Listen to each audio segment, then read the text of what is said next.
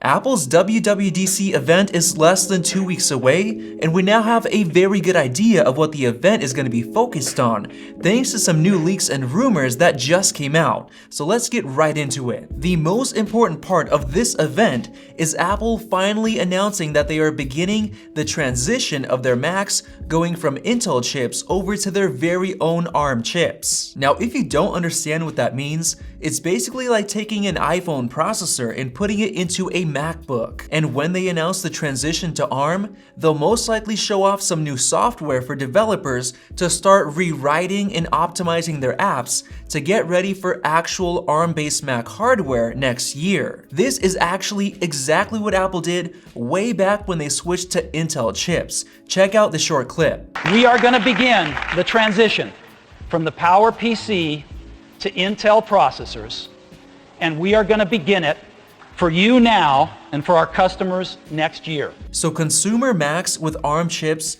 probably won't get released until 2021, but they could still easily announce a new Mac months in advance like they did with the Mac Pro. I personally believe the very first ARM-powered Mac will be an entry-level MacBook, possibly a new 2021 MacBook Air. This makes the most sense since this laptop is meant for the average consumer who needs to do basic computer things, unlike someone who needs to use professional apps. Now, for those who watched my video titled "Stop, Don't Buy an iMac Right Now," congrats, because we now finally have some very convincing rumors pointing to Apple releasing a brand new iMac at WWDC. The rumors mentioned thinner display bezels like the Pro Display XDR, a T2 co-processor chip, an AMD Navi GPU, an iPad Pro design language, and no more Fusion Drive. The reason the current iMacs don't have T2 chips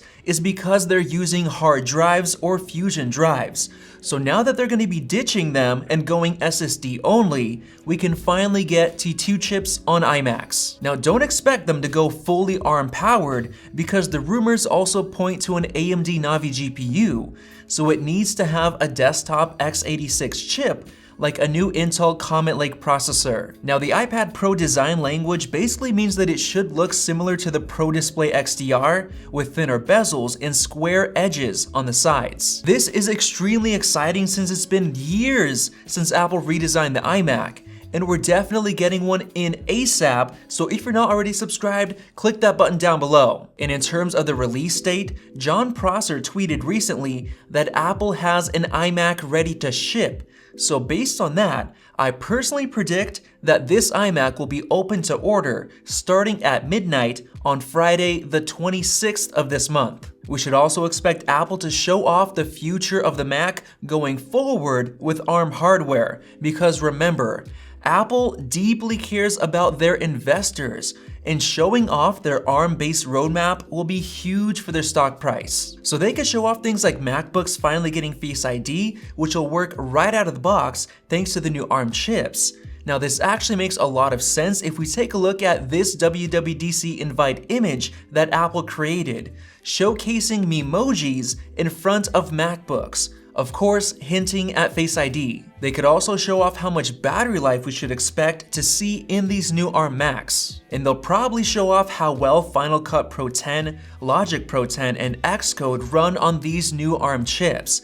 And they may even announce the new version of iPadOS, which will be able to run those apps just to prove that it works. They could also talk about how the ARM chips will allow them to make their Macs thinner due to no longer needing large cooling systems since ARM chips don't get as hot. And they might even talk about how they'll be able to take these ARM chips and scale them up to offer excellent performance in the highest end machines like the Mac Pro years down the line. So basically, if Apple manages to pull this off, there's a chance that years later, the current x86 processors could end up going extinct, and ARM chips will become the new norm for every computer. So enough about ARM, let's get right into everything else we should expect to see at WWDC. Obviously, we should expect new software for all of Apple's products like iOS 14, iPadOS 14, watchOS 7, and new macOS software. But I think the main features that we should watch out for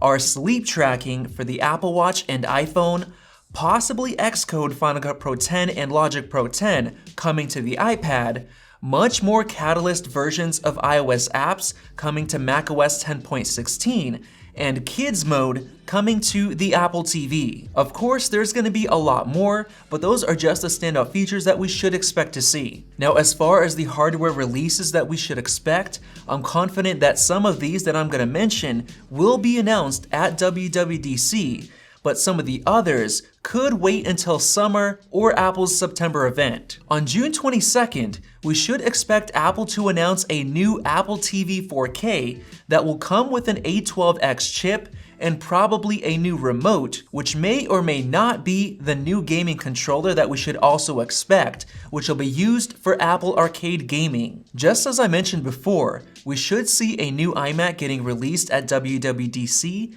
and it could possibly come with support for that new gaming controller, since macOS already supports Apple Arcade. A reliable leaker, CoinX, also mentioned that the Mac Mini will be refreshed as well, probably alongside the iMac at WWDC, but this will probably only be a small spec update to include Intel's new 10th Gen chips, Wi-Fi 6, and support for Apple's 6K Pro Display XDR. We should also expect to see a small spec update to the 16-inch MacBook Pro, including new Intel 10th Gen processors, but there's a chance that Apple might wait until some random time this summer to release that MacBook. There's a good chance that Apple will announce the first ARM-based MacBook alongside the announcement of the transition to ARM processors, but then again, they may decide to keep quiet on the ARM hardware until next year. Jon Prosser also mentioned that there is a new model of AirPods ready to ship right now, but there's also the totally separate